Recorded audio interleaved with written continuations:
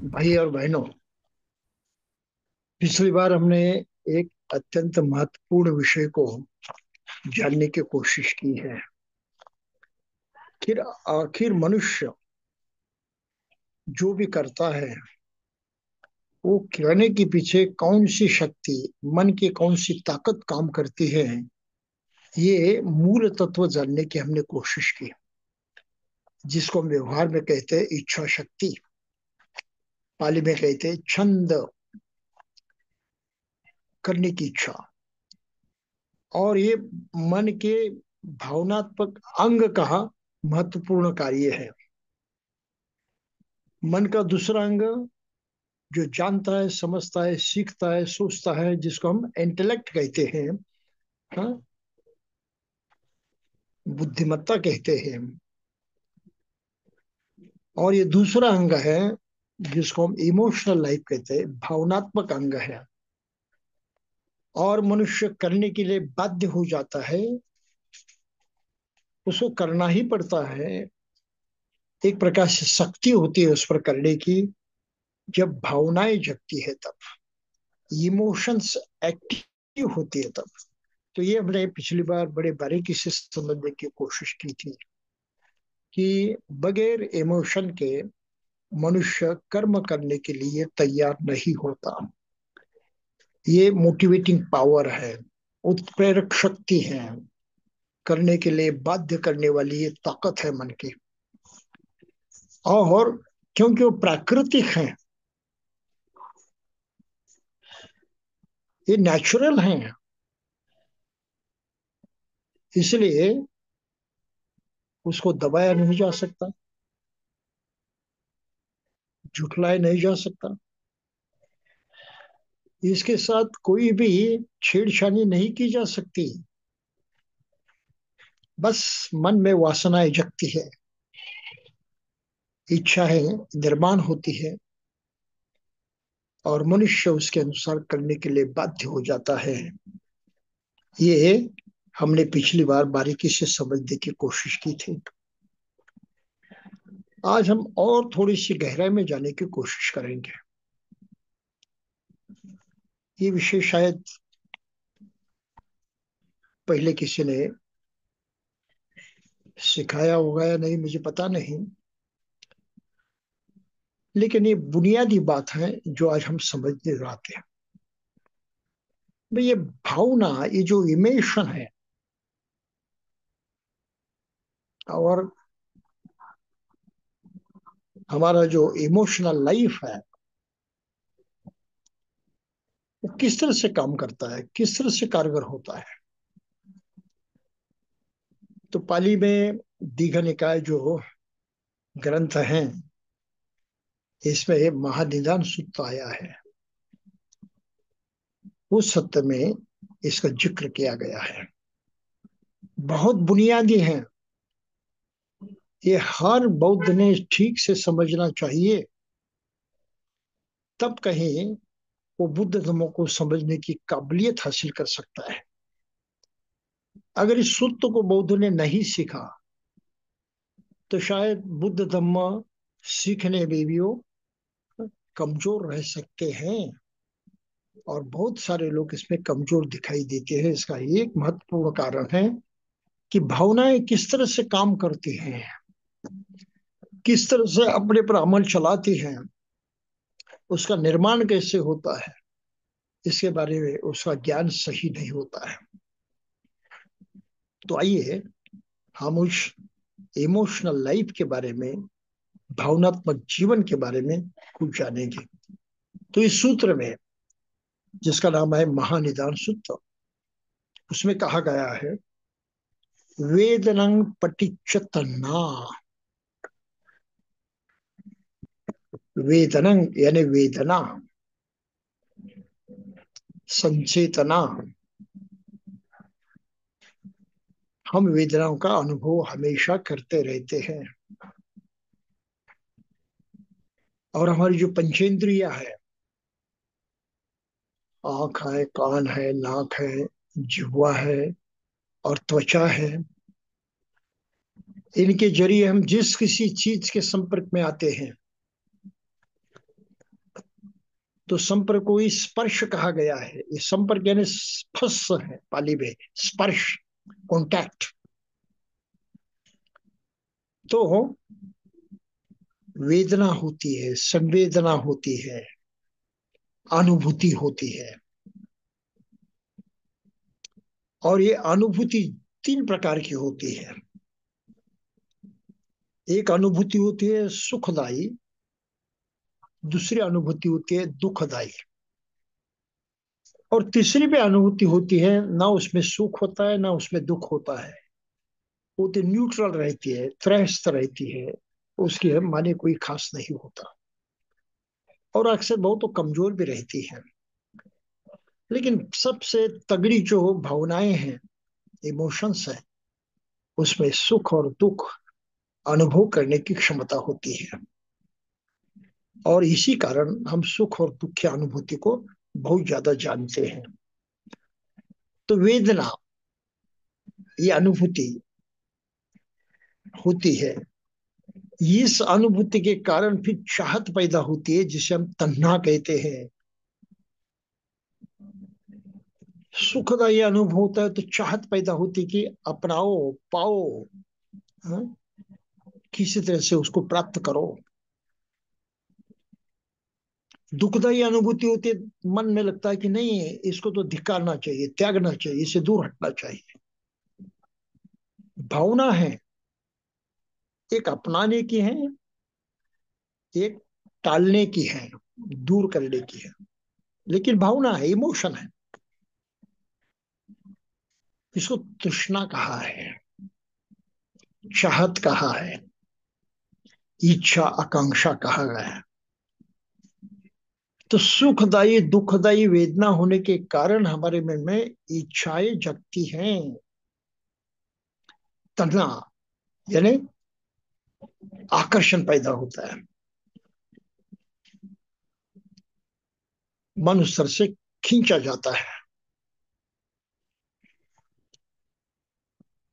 और जैसे हमारी ये भावना बढ़ती है, तो जिस वजह से और जिस तरह की ये भावना होती है, उस तरह से हम खोज करने लगते हैं, प्रयास करने लगते हैं। सुखदायी है तो जिस प्रकार की सुख की भावना मन में पैदा होती है, हम उसके पीछे दौड़ने लगते हैं, उसकी खोज में लगते हैं। तो कहा है पटिच्छ परियेसना, तन्हंग पटिच्छ परियेसना। ये इच्छा शक्ति होती है, तो हम खोज करने लगते हैं। जिस तरह की इच्छा होती है उस तरह की खोज के पीछे पड़ते हैं, और हम उसमें लाभ देखते हैं कि ये करने से लाभ होने वाला है। ये लाभ देखने की अवस्था होने के कारण हम प्रयत्न करने लगते हैं। तो कहा परिसनंग पटिच्च लाभो, कि ये प्रयास किया उसको पाने का और पा लिया तो कुछ लाभ होने वाला है, तो प्राप्ति की आशा उसके पीछे रहती है। फिर लाभंग पटिच्छ विनिच्छयो, अरे इस तरह से लाभ होने वाला है, ये मन पर अंकित होता है, तो हम दृढ़ता से, निश्चय पूर्वक, ताकत लगाकर करने के लिए तैयार हो जाते हैं, वो कर्म करने के लिए तैयार होते हैं। तो उसको विनिश्चय कहा है। उस लाभ को प्राप्त करने के हेतु हम निश्चय पूर्वक प्रयास करते हैं। विनिश्चयं पटिच्च छंद रागो, और ये प्रतिज्ञा होती है उसको पाने की, वही तो छंद राग है, यानी सही इच्छा है, आकांक्षा है, महत्वाकांक्षा भी कहा जाता है। तो छंद राग ये इच्छा शक्ति है, और ये इच्छा शक्ति ही जगने के कारण हम प्रत्यक्ष प्रयत्न करते हैं, करने लगते हैं। तो इस तरह से भावना हमें करने के लिए बाध्य कर,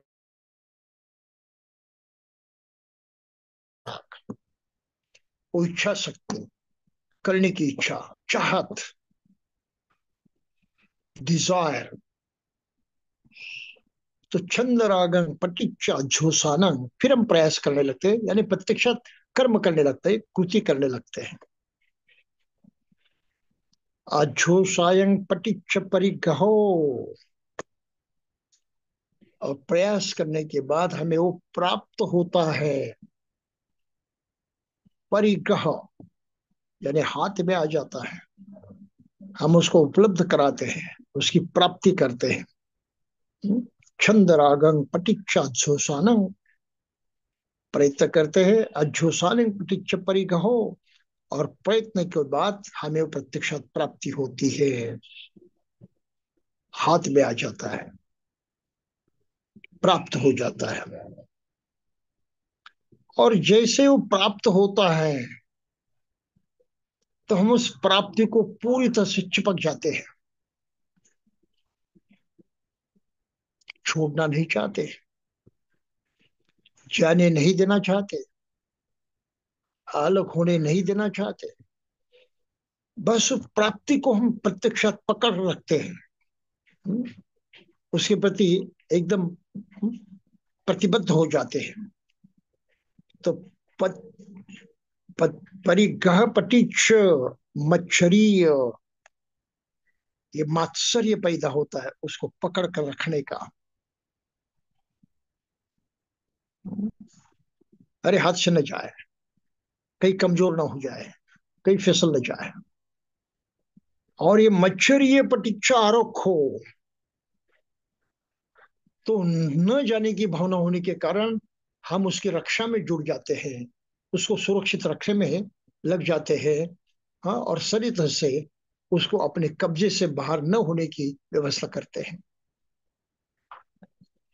ये आरख हो,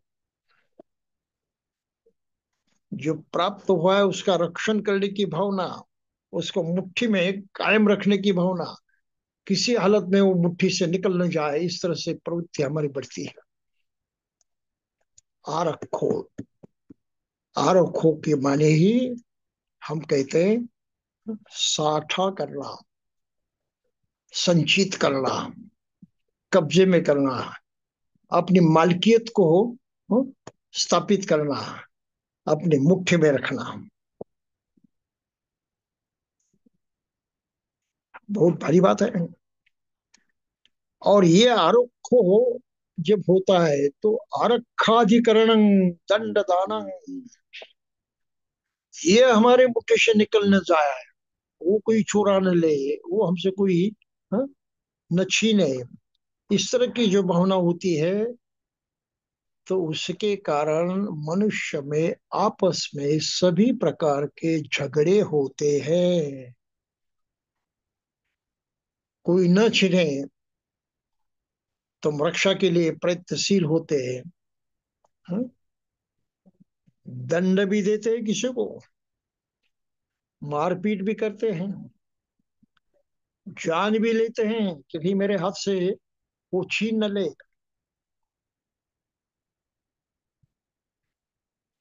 सभी तरह से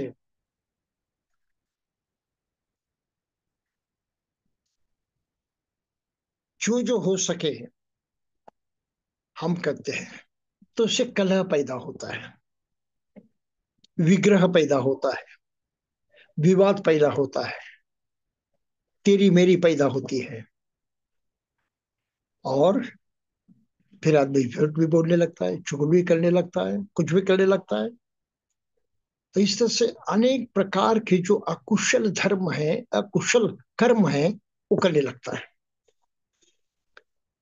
तो समझ लीजिए अकुशल कर्म करने के पीछे जो मन में हाँ, कुछ परिवर्तन हुआ है, और एक आरक्षाधिकरण जो प्राप्त है उसको पकड़ कर कायम अपने कब्जे में रखने की जो भावना पैदा ही हुई है, ये भावना आदमी को हर तरह का दुर्व्यवहार करने के लिए बाध्य करती है।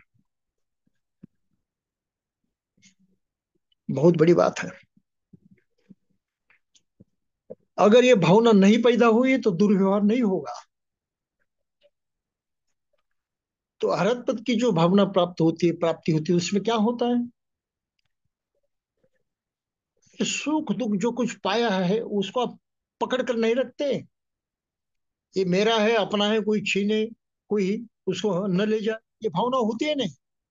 बड़ी मुक्त रहता है, चाहे मेरे पास रहे, निकल जाए, कोई ले जाए, कोई फर्क नहीं पड़ता।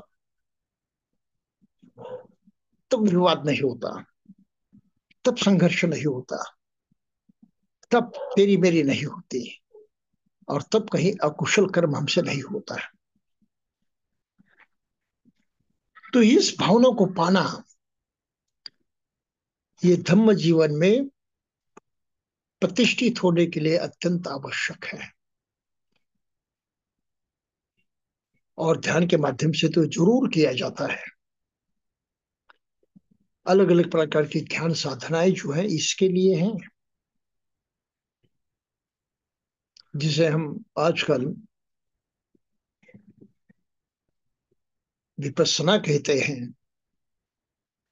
वो क्या है आखिर? इस स्थिति को जानते हुए उससे मुक्त होने का मानसिक प्रयास जो है वो विपස්සना है। एकाएक से नहीं होता, उसके और अलग अलग तरीके से आचरण में लाने के पश्चात ही होता है। और फिर मन में जो अन्य भावनाएं होती है उसमें कुशल भावनाएं होती है, जिसकी व्याख्या हमने पिछली बार की है कि जो करने से अच्छा ही होता है वो कुशल है। तो एक कंजूसी जो निर्माण होती है, मैं मेरे हाथ से नहीं जाने दूंगा, पकड़ कर ही रखूंगा, ये जो कंजूसी पैदा होती है, ये कंजूसी यानी हाँ, मुट्ठी जैसी है, मुट्ठी में पकड़ने जैसी है। तो मुट्ठी जो है हमारी सही होनी चाहिए, ढीली होनी चाहिए। ये पकड़ जो है वो कहीं छूटनी चाहिए। और छूटने के लिए जो प्रयास किया जाता है, मन की वो दूसरी शक्ति है, सकारात्मक शक्ति है, जिसे हम मेत्ता भावना कहते हैं, मैत्री। और मैत्री के हिसाब में क्या आता है? मैं केवल मैं हूं ऐसा नहीं है, मेरे जैसा वो भी है, पराया। वो परा है ऐसा ही नहीं, वो भी मेरे जैसा है। एक जैसे हैं, एक दूसरे पर निर्भर हैं, एक जैसे जीवन जीते हैं, एक जैसी इच्छा आकांक्षाएं रखते हैं, कोई फर्क नहीं आता। और इसलिए और उनसे व्यवहार करते वक्त मुझे अपने जैसा व्यवहार करना जरूरी है। वो भी मेरे जैसा है, मेरी इच्छाएं, मेरी आकांक्षाएं, मेरी चाहत जैसे वैसे उसकी भी है, मानो वो मेरी है। तो इस हिसाब से मैं और उनके साथ बर्ताव करूंगा। ये मैत्री का पहला सूत्र है। और ये सूत्र एकाक से जगता नहीं है, इसलिए प्रत्यक्षात कुछ करना पड़ता है। वो कुछ करना ही है, हम जानते हैं, दान है। तो करने से आदत लगती है, पिछली बार देखा हमने। करने से प्रवृत्ति बदलती है, ये भी देखा। तो ये जो कंजूसी की प्रवृत्ति है, इसमें अगर बदलाव डाला है तो हमें दान का माध्यम अपनाना पड़ता है। तो बुद्ध धर्म में दान को प्राथमिकता क्यों दी गई है, इसका ये मूल कारण है। आप दान औरों के लिए नहीं देते हैं, क्योंकि आपके दान देने से किसी का कुछ ना कुछ फायदा हो जाता है, लाभ हो जाता है। ये सही है, ये सच्चाई है। लेकिन उसको लाभ हो इसलिए आप नहीं देते हैं, आप देते हैं अपने लिए। अरे वो कोई परा नहीं, मुझसे पृथक नहीं, मुझसे अलग नहीं है, जैसा मैं हूं वैसे वो भी है। मैं कहाँ दे रहा हूं? मैं अपने को ही दे रहा हूं, अपना समझकर उसी जगह खुद को मानकर मैं दे रहा हूं, तो आखिर मैं अपने ही कल्याण की बात आगे बढ़ा रहा हूं, अपने ही कल्याण का कार्य मैं कर रहा हूं। ये जो मानसिक परिवर्तन की बात है, इसको बुद्ध धर्म में सबसे बड़ा स्थान दिया गया है। तो सभी बुराइयों का मूल, सभी अकुशल कर्मों का मूल बुद्ध ने इस तरह से जाना है, आरखो, ये कंजूसी की भावना, अपने मुट्ठी में रखने की भावना,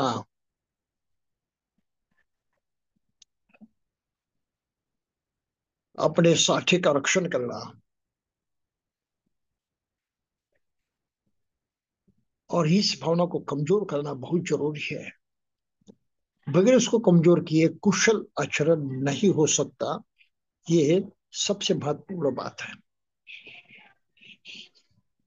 इसी को जरा व्यवहारिक स्तर पर कार्ल मार्क्स ने अपनाया, और उसने कहा कैपिटल जो है चंद लोगों के हाथ में सब उनकी मुट्ठी में आ जाता है, और इसलिए मनुष्य को नाना प्रकार के दुख झेलने पड़ते हैं, परेशानियां झेलनी पड़ती है।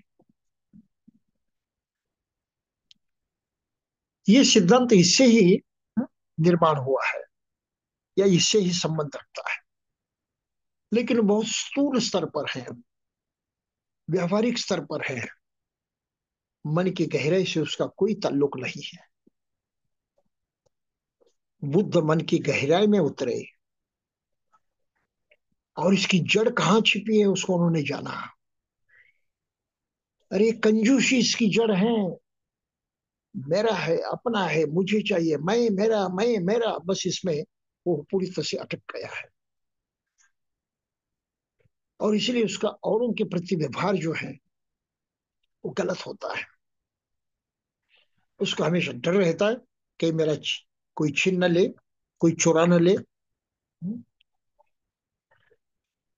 कहीं मेरे हाथ से वो निकल न जाए। तो इस भावना से हर मनुष्य जीता है, और इस भावना को कमजोर करना जरूरी है, क्योंकि अकुशल है। और इस अकुशल भावना को कमजोर करने का एकमात्र उपाय है कि दान करें, और औरों को अपने जैसे समझे। ये केवल मनुष्य ही कर सकता है।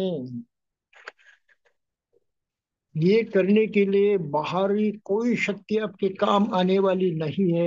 ये नहीं तो काम नहीं आए, कोई आपकी सहायता करने वाला नहीं है, क्योंकि ये सब आपकी मन की बातें हैं, मन की अवस्थाएं हैं। और मनुष्य का मन कैसे है? बहुत उन्नत है, बहुत प्रगत है, बहुत ही तेज है। तो ये उसकी जो खासियत है, जो और किसी के पास नहीं है, दूसरे अन्य प्राणियों के पास नहीं है, केवल मन में है। इसलिए अभिधम्म कोश में, अभिधम्मत्व संघ, इसमें मनुष्य की व्याख्या की गई है। मनुष्य कौन, कौन सा मनुष्य मनुष्य गिना जाता है? तो कहा है, मनो उत्सन्नं एसं ती मनुष्य, जिनका मन बहुत उन्नत है, बहुत तेज है, बहुत प्रखर है, बहुत सामर्थ्यशाली है, ऐसे प्राणी को मनुष्य कहा जाता है। मनस्स उत्सन्नता मनुष्य, जिसके मन की ये बहुत ही प्रगत अवस्था है, तेज अवस्था है, उन्नत अवस्था है, वही मनुष्य है। और इस अवस्था को ही हर मनुष्य अपने ढंग से प्रत्यक्षात काम में लगा सकता है।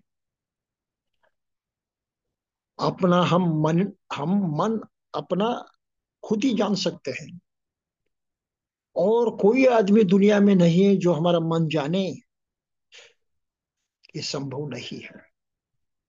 और चूंकि मन में जब तक परिवर्तन होता नहीं है तो जीवन में परिवर्तन होता ही नहीं है, कोई फर्क नहीं पड़ता। और ये करने की ताकत केवल मनुष्य के पास है, अपने हर आदमी के पास है, अपने अपने पास है। इसलिए बाहरी कोई शक्ति भी उसके काम नहीं आती, चाहे ईश्वर हो या ना हो, किसी काम का नहीं। क्योंकि वो आपके मन को नहीं जान सकता, मन को छू नहीं सकता, मन में कोई परिवर्तन नहीं ले सकता।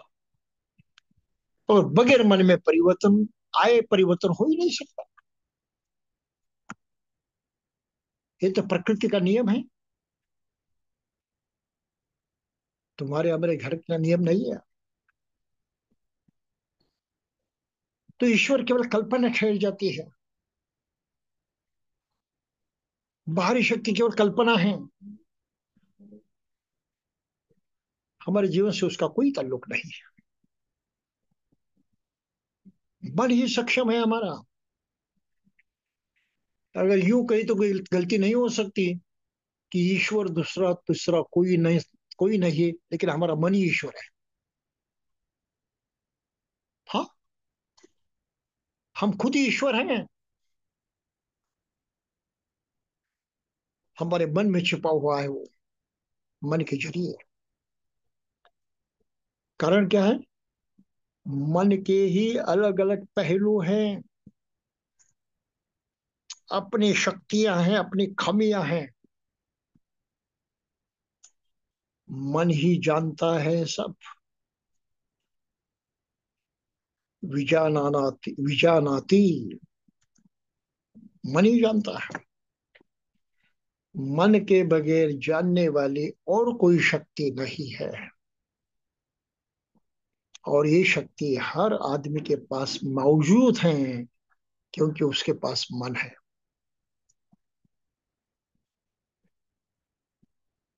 मन जानता है, अपने ढंग से जानता है,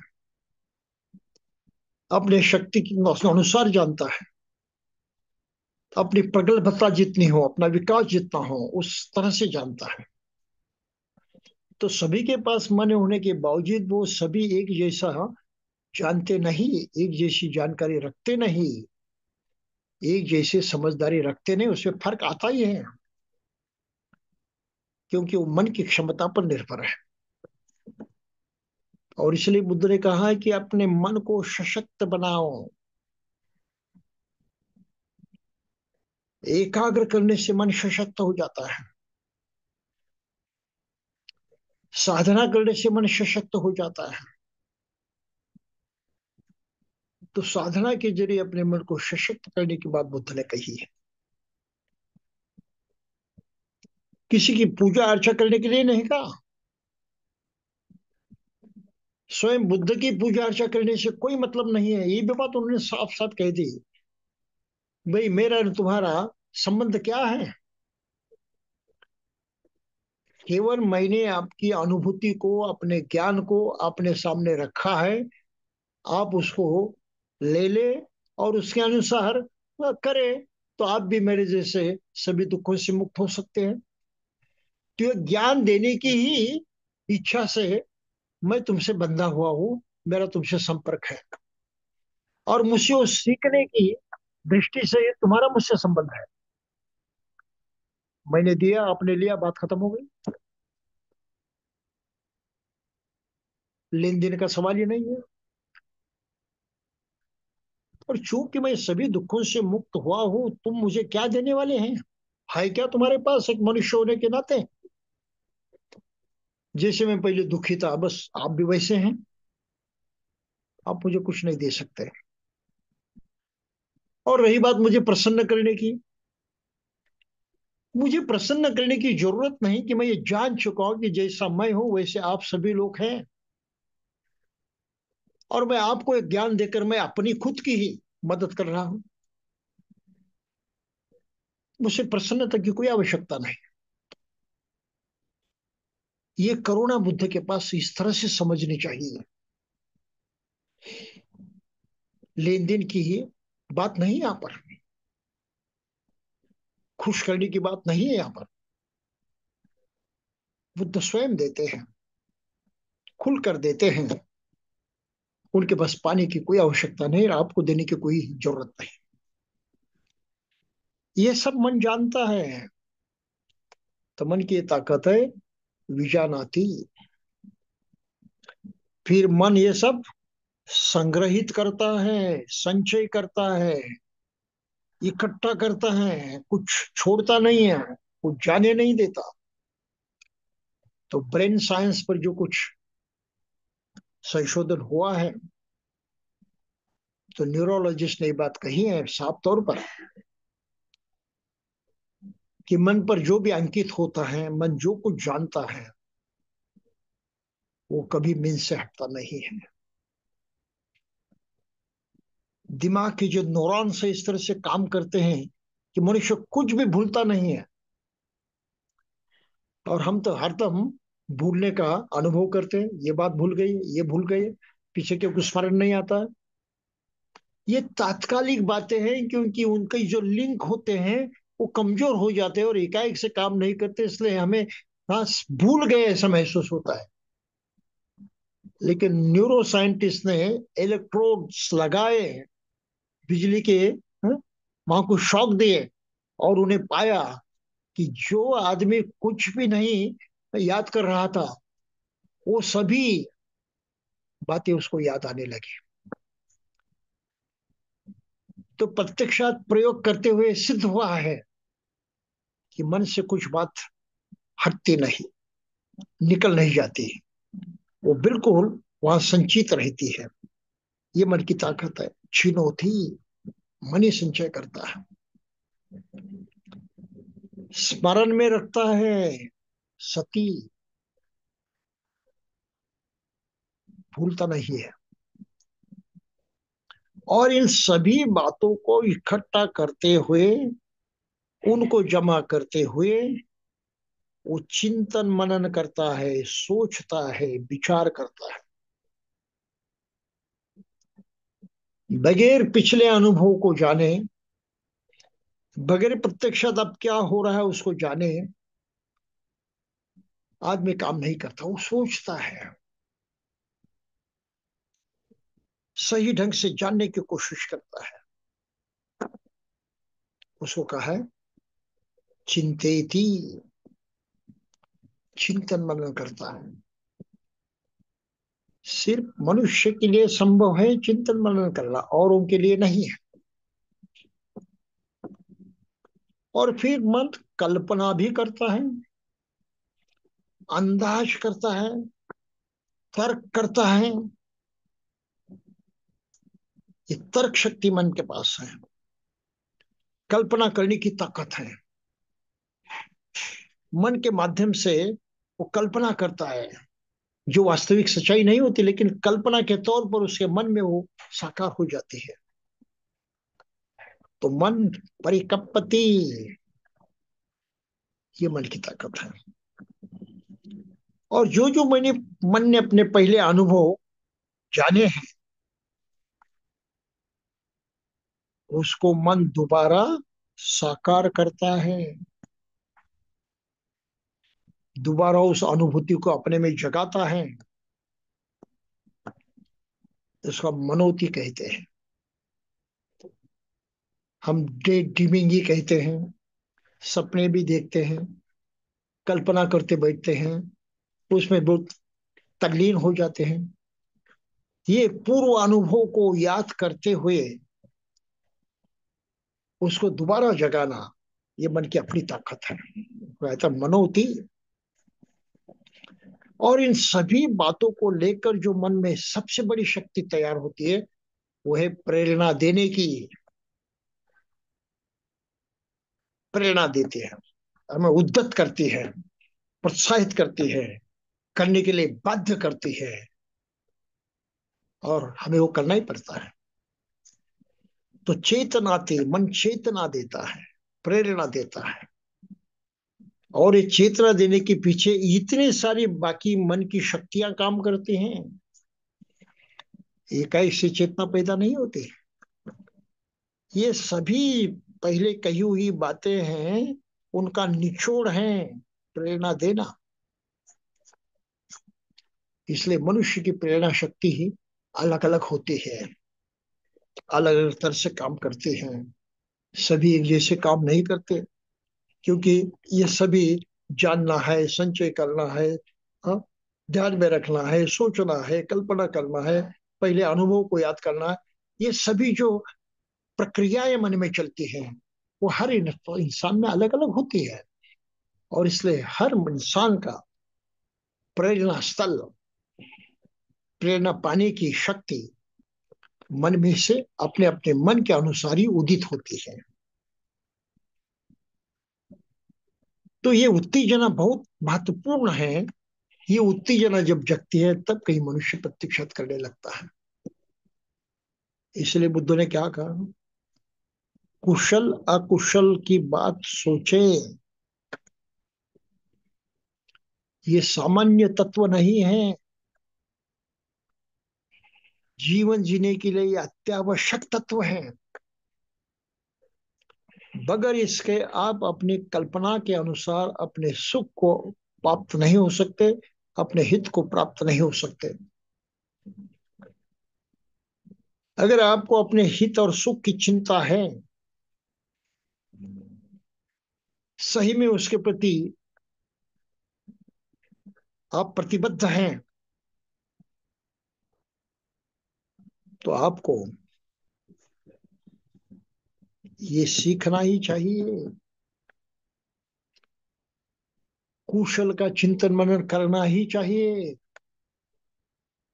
अकुशल को भी जानना ही चाहिए, और अपने ही मन की शक्ति का प्रयोग करते हुए अकुशल को त्याग कर, उसको कमजोर करते हुए कुशल को बढ़ावा देना है, चाहे हालात भी कैसे हो।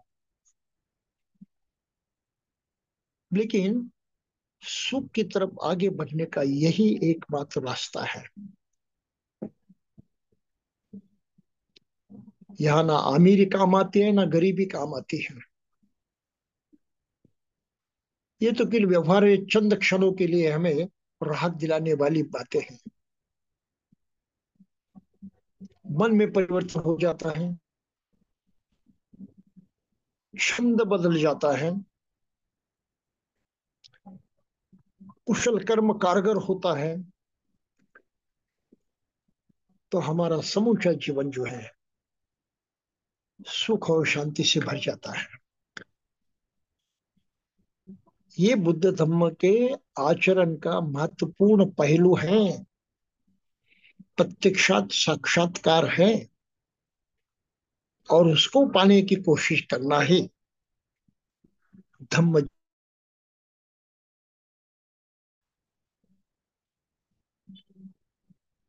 धम्म जीवन इससे पराया नहीं, अलग नहीं है।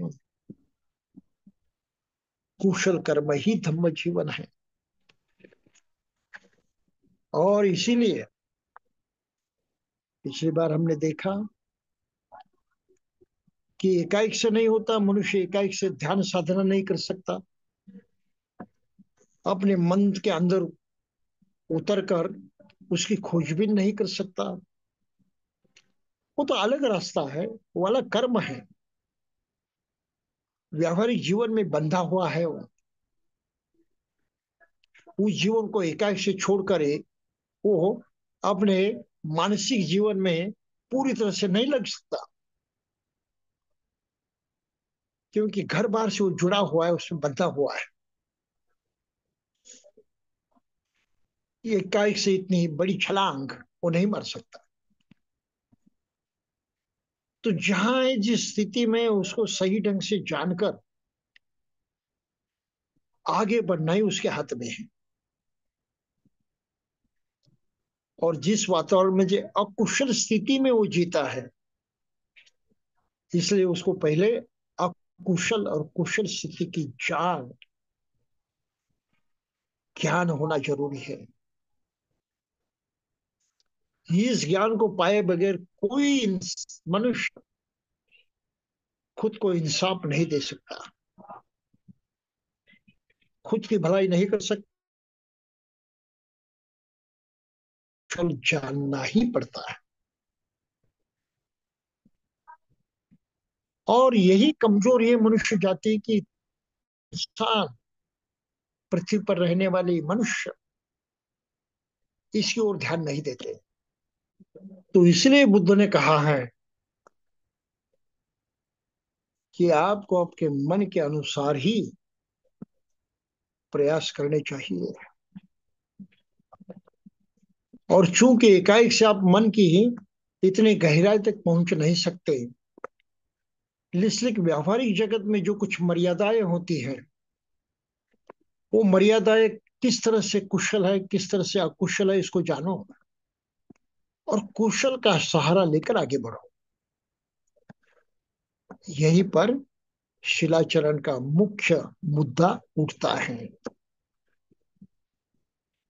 शिलाचरण के बगैर ये नहीं हो सकता।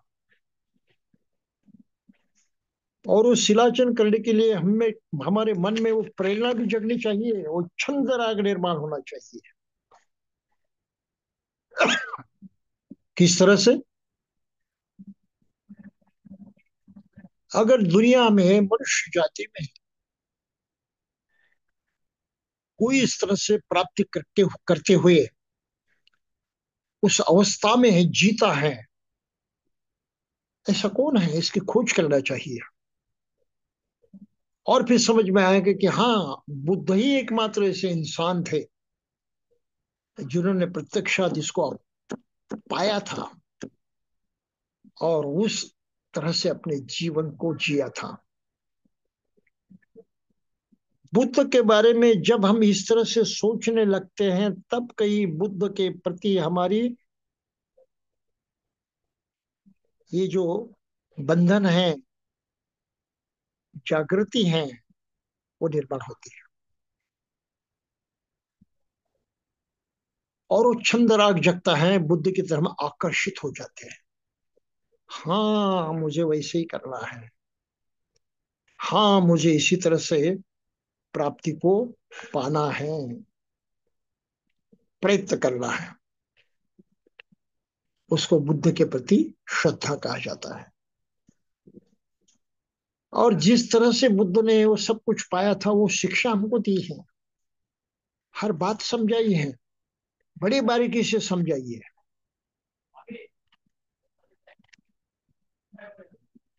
तो वही मुझे करना चाहिए, समझना चाहिए, प्रत्यक्षत लाना चाहिए। सारी बातें कदाचित समझ में नहीं आ सकती, समझ भी कमजोर हो सकती है, लेकिन कम से कम इतना तो विश्वास रखना चाहिए कि चूंकि ये और किसी ने करके देखा है, प्रत्यक्षत अनुभव करके देखा है, ढेर सारे भिक्षु अरहत बन चुके थे, ढेर सारे उपासक उपासक अरहत बन चुके थे, उन्हें करके देखा है। ऐसा नहीं कि किसने किसने आजमाया नहीं।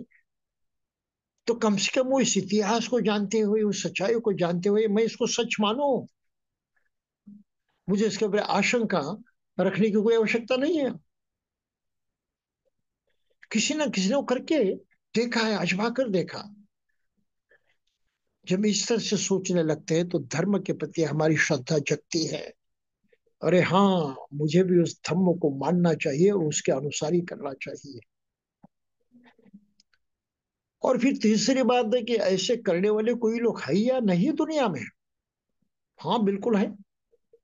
उसको ही तो संघ कहा जाता है इर्द गिर्द कुछ लोग जो इस तरह से कुछ प्रयास करते हैं और उनके जीवन में कुछ गरिमा दिखाई देते है, कुछ परिवर्तन दिखाई देता है, कुछ निरालापन दिखाई देता है।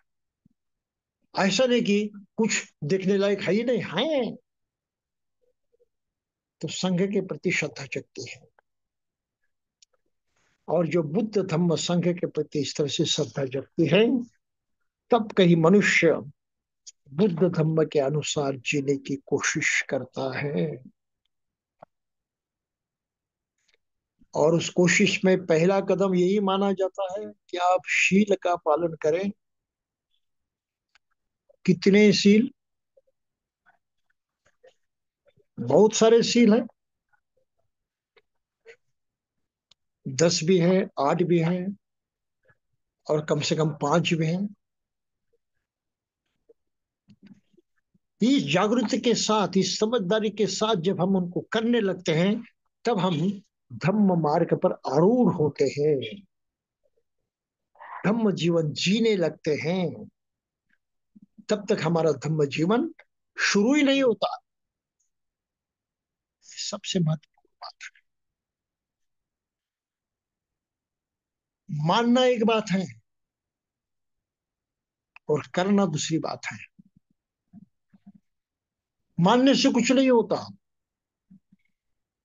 वो मन की एक कल्पना, एक मन का विचार, एक सोच रहती है, बस बात खत्म हो गई। करने से कर्म होता है, और सृष्टि के नियम अनुसार जो कर्म किया जाता है उसका परिणाम होता है। कल्पना कर्म नहीं है, मानना कर्म नहीं है, करना कर्म है, प्रत्यक्षत उतारना कर्म है। बुद्ध को कितना भी मानो, कोई काम की बात नहीं है। धम्म को भी मानो, कोई काम की बात नहीं है। संघ को मानो, मानने से कुछ नहीं होता। बाबा साहब को मानो, कुछ नहीं होता। मानना और करना, इसमें बहुत भारी अंतर होता है। करने से ही होता है, बगैर किए नहीं होता। तो इसलिए पाली में कहा है, जो करना है वो सोचो, कई राचे कई राथे न। जो करना है वो करने की सोचो, और किस तरह से करे? दलएतं परक्कमे, दलएतम, दृढ़ता से, परक्कमे, पराक्रम करके करो। आचरण ऐसे वैसे नहीं होता।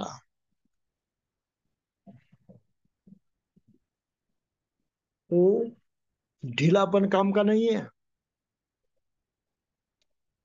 दृढ़ पराक्रम की बात है वो। सारी शक्ति लगाकर करने की बात है वो।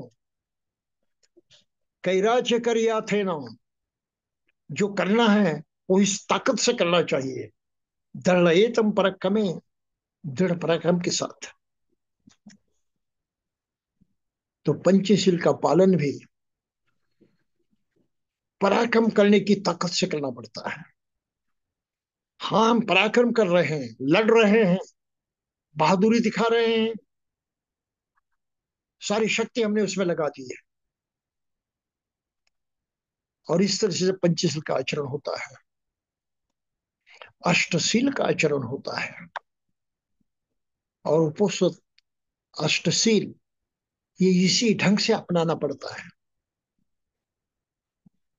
ये एकाएक से साक्षात्कार होने वाला नहीं है। ये एकाएक से इसकी प्रचिति आने वाली नहीं है। ये एकाएक से हम उसकी अनुभूति नहीं कर पाएंगे। लेकिन जितनी दृढ़ता बढ़ जाती है, जितना लगाव बढ़ते जाता है, और पूरी ताकत के साथ, लगन के साथ हम प्रत्यक्षात आचरण करने लगते हैं, तब परिवर्तन की शुरुआत होती है। होता ही परिवर्तन। नहीं तो बीच में लड़खड़ा जाते हैं, बीच में ही लड़खड़ा जाते हैं। दृढ़ता से अगर हम करते हैं तो लड़खड़ाने की बातें नहीं आती। आनंद ने बुद्ध से पूछा था, भगवान, हम महिलाओं के प्रति किस तरह से व्यवहार करें। बड़ी मजे की बात है। एक उदाहरण के तौर पर हम उसको समझने की कोशिश करेंगे।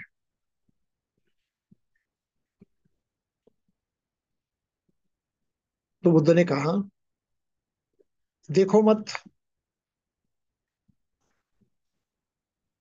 कम से कम उतना करो। भगवान देखने की नौबत आ गई तो बात मत करो।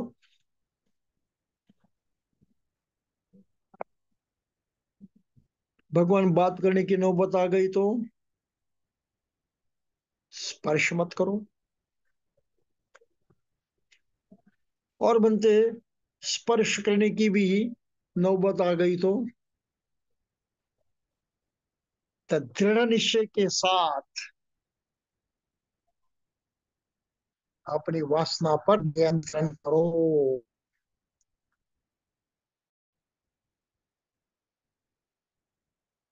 ये अंतिम बात है। व्यवहार में सब कुछ हो जाएगा, सिर्फ उनकी तरफ देखना ही पड़ेगा। देखोगे भी, बोलोगे भी, स्पर्श भी करोगे। ये सब होने से गड़बड़ा जाने की कोई आवश्यकता नहीं है। खुद को दोषी ठहराने की कोई आवश्यकता नहीं है। गलत हुआ, हाँ, ईश्वर से रोने की भी कोई आवश्यकता नहीं। अंतिम बात बुद्ध जी की उस पर जोर देना चाहिए कि दृढ़ प्रार्थना विकार है, उसको हम बाजू में हटा दें, बात खत्म हो गई। अकुशल का निर्माण न होने दें, बात खत्म।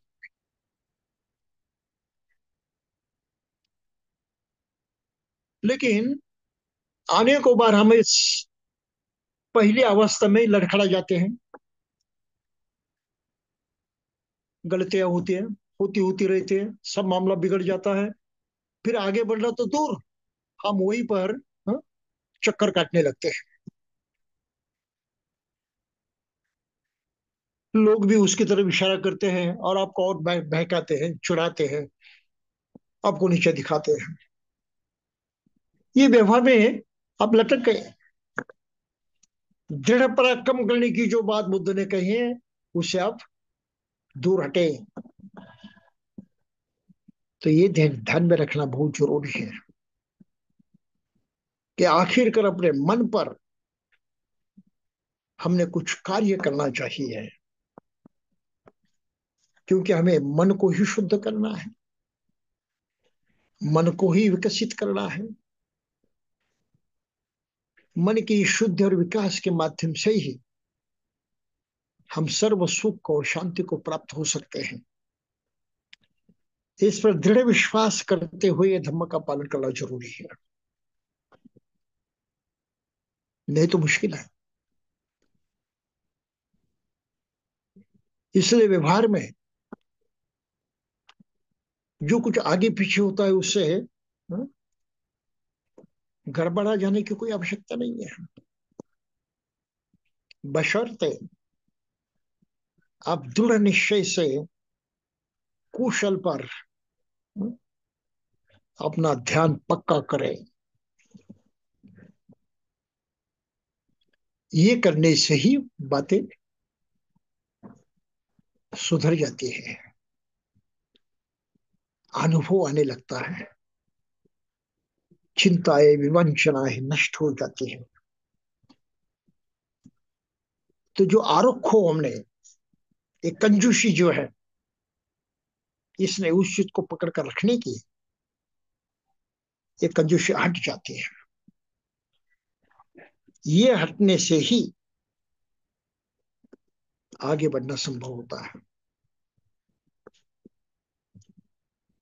हमारी जो मुट्ठी है, मैं, मेरा, अपना, ये मुट्ठी कहीं ढीली होनी चाहिए। और ये ढीली होने के लिए ही हमें औरों की तरफ देखते हुए, जैसा हो वैसा मैं, जैसा मैं वैसे हो, हमें कोई फर्क नहीं है, तो लेन देन का सवाल कहाँ आता है। मेरे लिए जो करूंगा वही उसके लिए करूंगा, उसके लिए जो करूंगा वो मेरे लिए होगा। कुछ फर्क नहीं पड़ता। इस स्थिति में पहुंचना, ये कुशल अवस्था की प्राप्ति है। कुशलता परिपूर्ण हो जाता है, इसमें कोई कमी नहीं रहती। तो इस अवस्था तक पहुंचने के लिए हमने अपनी बुद्धिमत्ता के साथ साथ इस परिशुद्ध भावना को भी जगाना चाहिए, बढ़ाना चाहिए, जिसको मेत्ता भावना कहा है। मेत्ता से करुणा निर्माण होती है, दया निर्माण होती है। मेत्ता का ही विकास जो है, तो औरों के प्रति सहानुभूति पैदा होती है, मुदिता प्राप्त होती है, और आखिर में उपेक्षा होती है। उपेक्षा कोई दुर्लक्षण की बात नहीं है। उपेक्षा होती है सभी के प्रति समभाव। तो मराठी और पाली में उपेक्षा शब्द का, उपेक्षा शब्द का जो अर्थ है वो मत लीजिए, वो हमारे व्यवहारिक जीवन का अर्थ है। धम्म की भाषा में इसको कहा है सभी लोगों के प्रति, पानी मात्रों के प्रति समभाव, ये एकत्व, ये अपनापन। इस अवस्था को पहुंच जाते हैं तो तेरी मेरी करने की सभी आदतें खत्म हो जाती है, सभी आचरण खत्म हो जाते हैं, और इसके कारण आप सही में शांति को प्राप्त होते हैं, सही में पूर्णत्व को प्राप्त होते हैं, और सभी प्रकार से दुख से हट जाते हैं। तो भाई और बहनों, इस बात को मद्देनजर रखते हुए हमें शीलाचरण के प्रति कितनी गहराई से ध्यान देना चाहिए, कितने प्रयास करने चाहिए, इस पर बार बार सोचें, और प्रत्यक्षात जितना हो सके करने की कोशिश करें। मेरी तो अपनी इच्छा है कि हर बौद्ध के घर में सभी लोगों ने मिलकर उपोषित का आचरण करना चाहिए, अष्टशील का पालन करना चाहिए। धीरे धीरे बहुत भारी परिवर्तन आ जाता है, इसमें कोई शक नहीं। मैंने ऐसे सैकड़ों परिवार देखे हैं जिनको कि 40 साल से मैं पढ़ा रहा हूं, और जो कई ही वर्षों से इस प्रैक्टिस को कर रहे हैं, उनका परिवार सुधर गया है, सोच सुधर गई है, आपस के नाते संबंध सुधर गए हैं, वो अधिक अर्थपूर्ण जीवन जीने की क्षमता को पा गए हैं। तो यकीन मानिए बुद्ध का धम्म साक्षात अनुभव देने वाला है। संदिग्ध को, संदिग्ध को प्रत्यक्ष प्रत्यय देने वाला है, अनुभव देने वाला है। हाँ, ये इस बात पर आप जरूर विचार करें। आप इस तरह से सोचेंगे और प्रत्यक्षात करेंगे, ये उम्मीद रखते हुए मैं अपने इस बात को यहीं पर समाप्त करना चाहता हूँ। जय भीम।